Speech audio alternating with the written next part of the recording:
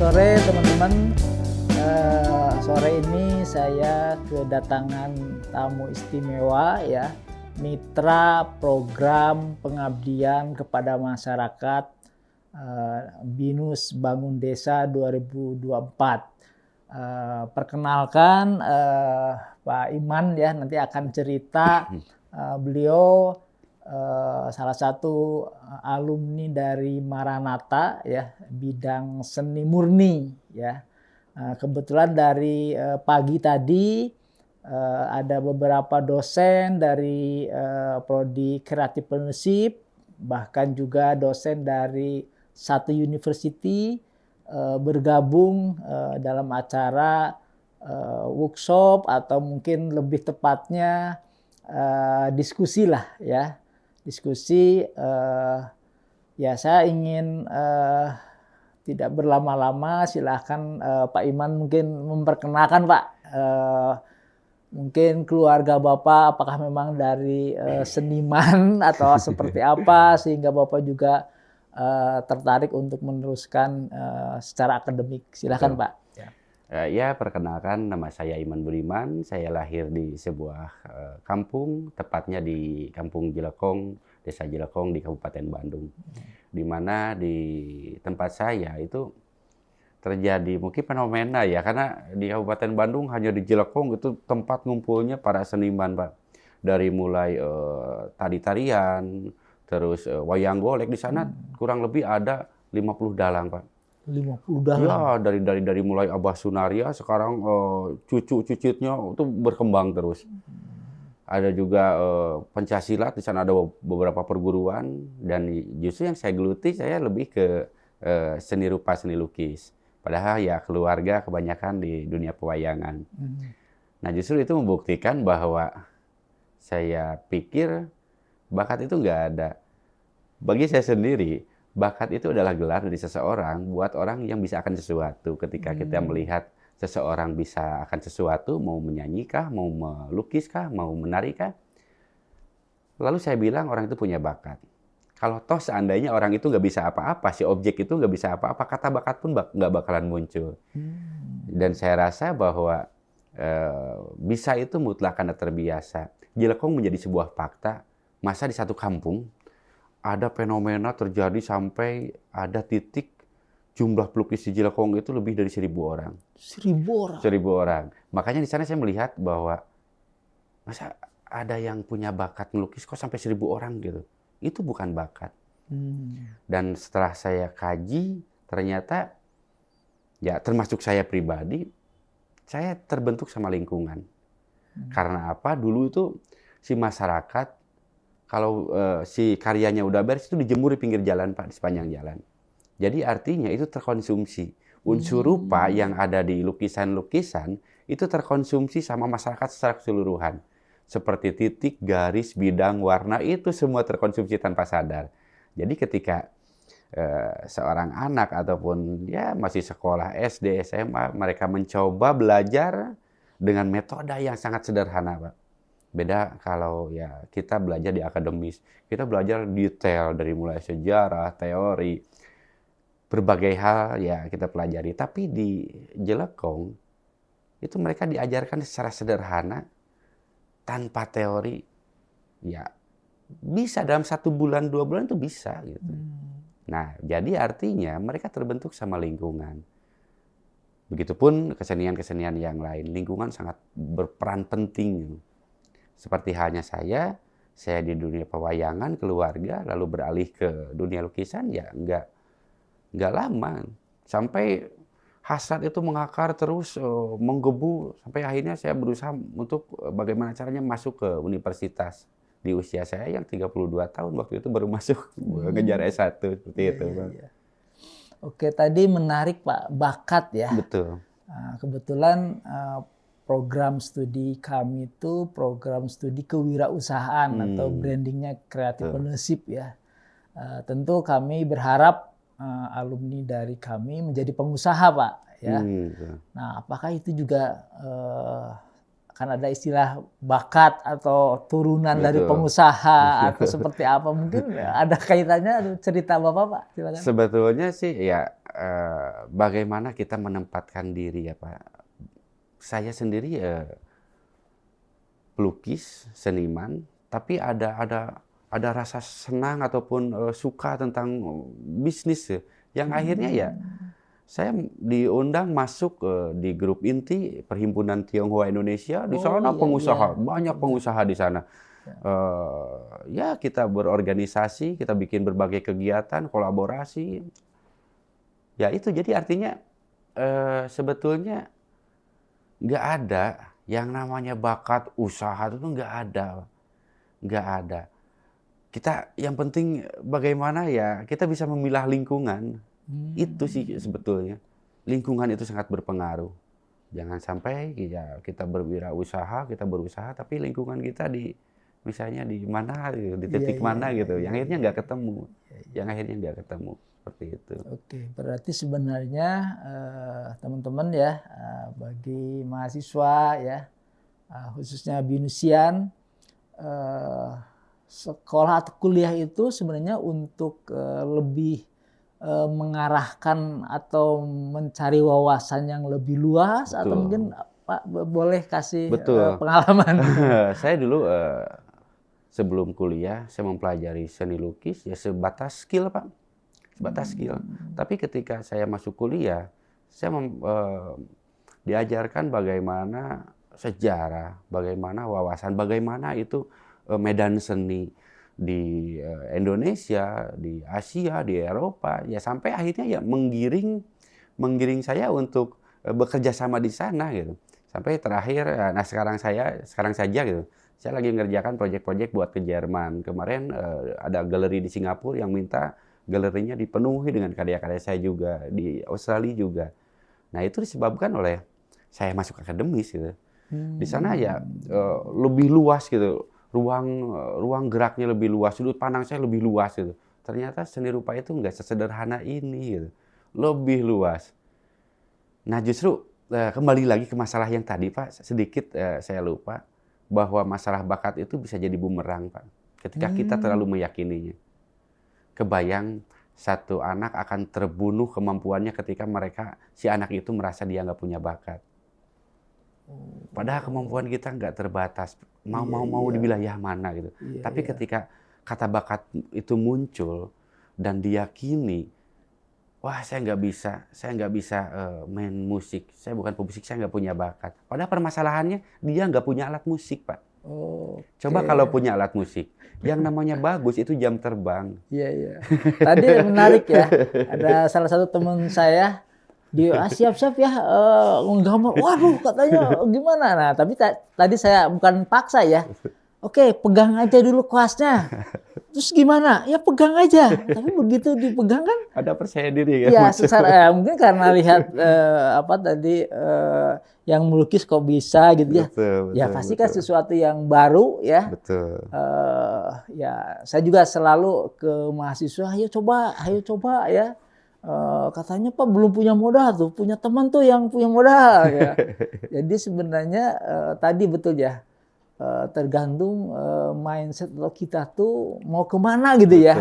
Betul. Ya sekarang juga sering saya ngobrol teman-teman, gimana ada orang tua nggak yang mengarahkan kamu mau jadi pengusaha atau menjadi pegawai?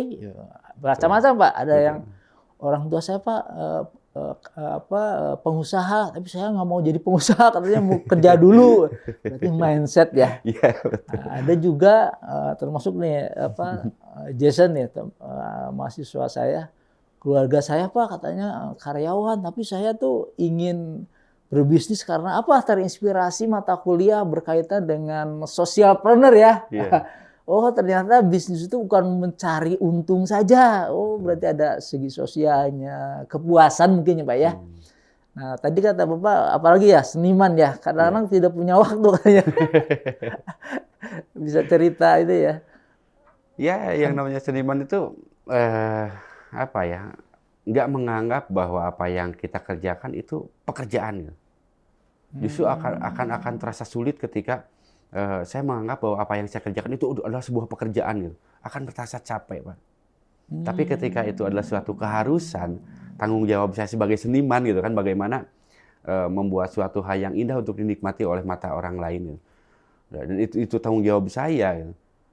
Saya harus melakukan itu, ya saya merasa, bagaimana saya harus merasa happy itu untuk mengerjakan itu, Pak. Karena kalau nggak happy, wah itu nggak bakal jalan, Pak, ngelukis. Ngelukis. Karena secara emosional itu terlibat, Pak. Emosional itu terlibat, pasti terbawa ke karya, Pak, itu. Tanpa sadar itu terbawa. Jadi harus bagaimana selalu menstabilkan mental. Bagaimana saya harus merasa happy, bahagia setiap hari. Ya, kalau kembali ke pengalaman mahasiswa Jason ya, kan banyak tugas ya. Nah, tapi saya suka sering gini.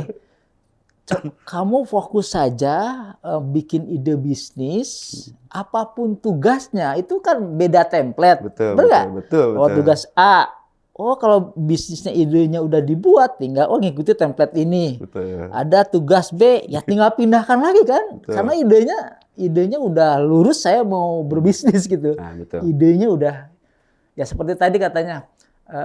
Teman-teman nanya juga, oh ini ada ahli melukis buah-buahan, betul. Ada ahli melukis wajah. Betul. Ya betul juga kan, tidak semua pelukis bisa segala macam kan? Betul. Jarang. Iya. Jarang pelukis yang menguasai berbagai macam aliran, itu jarang. Karena ya itu diperlukan juga, spesialis itu diperlukan untuk identitas. Identitas karakter gitu. Karakter si seniman ini ada di mana nih?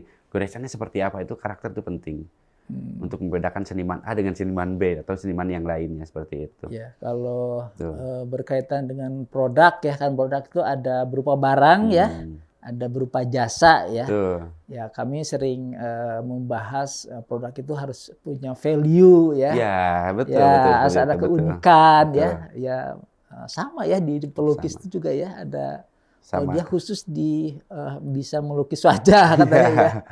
Iya, betul. Nah, saya ini penasaran, Pak ya.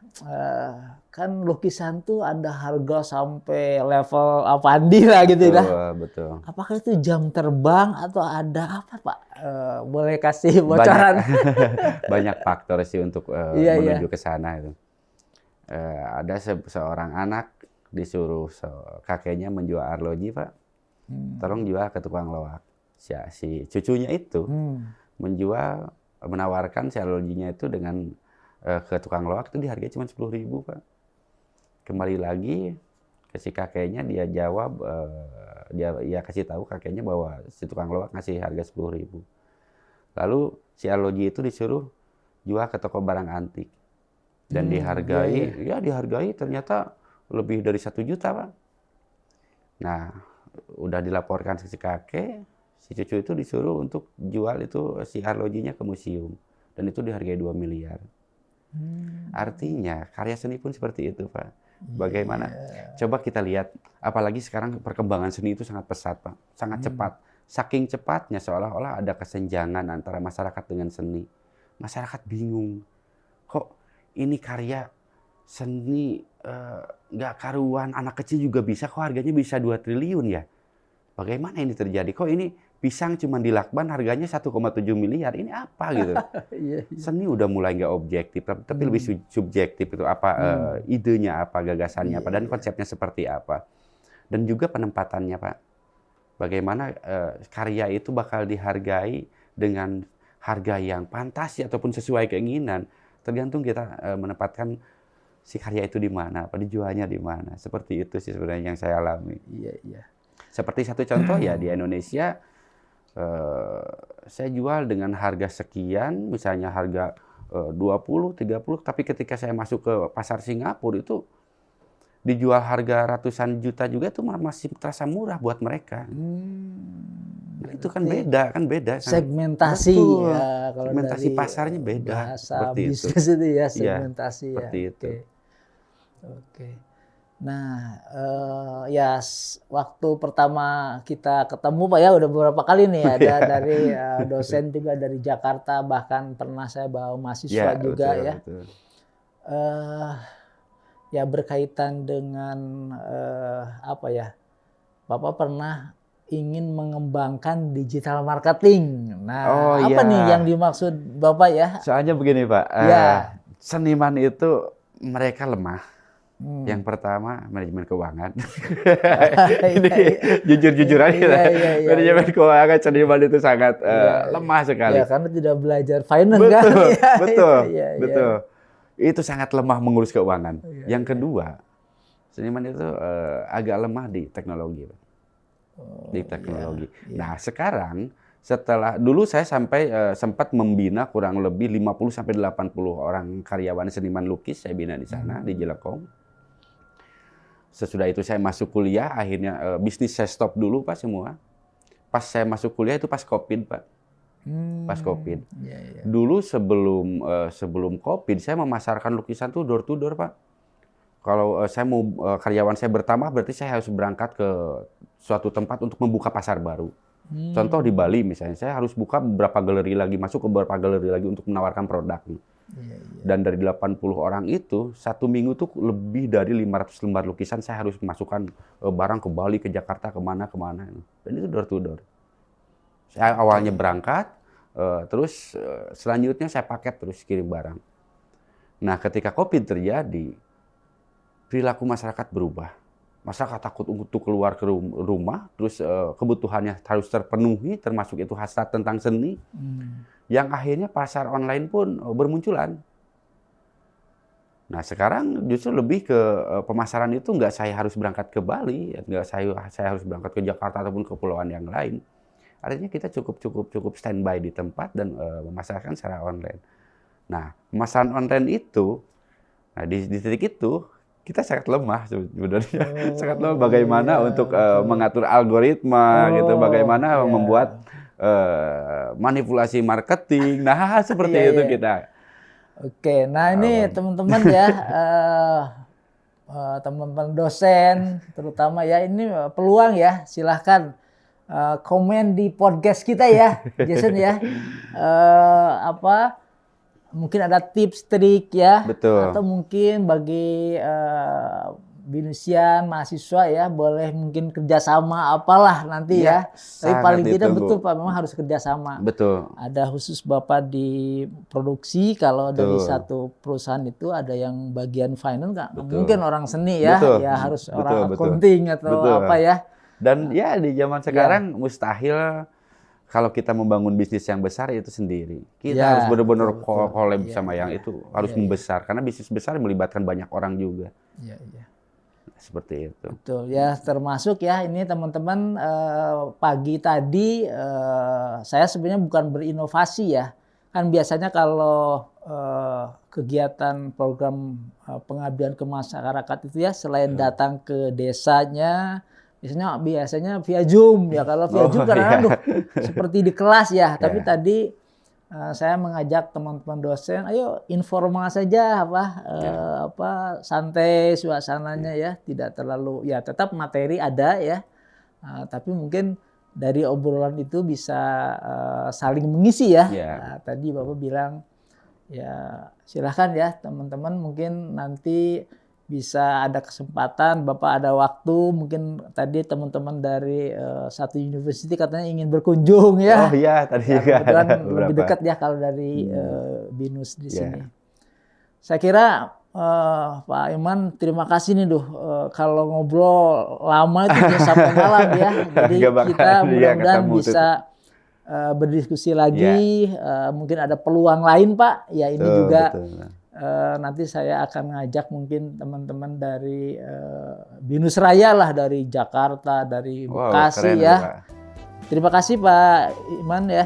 Sama-sama, mudah-mudahan Pak. bisa. Sama-sama. Mohon maaf terima kasih banyak undangannya. Mungkin ada hal-hal yang kurang berkenan karena mendadak. Enggak, mudah-mudahan bisa lanjut ya. Terima kasih Binusian. Sampai ketemu di podcast berikutnya. Selamat sore.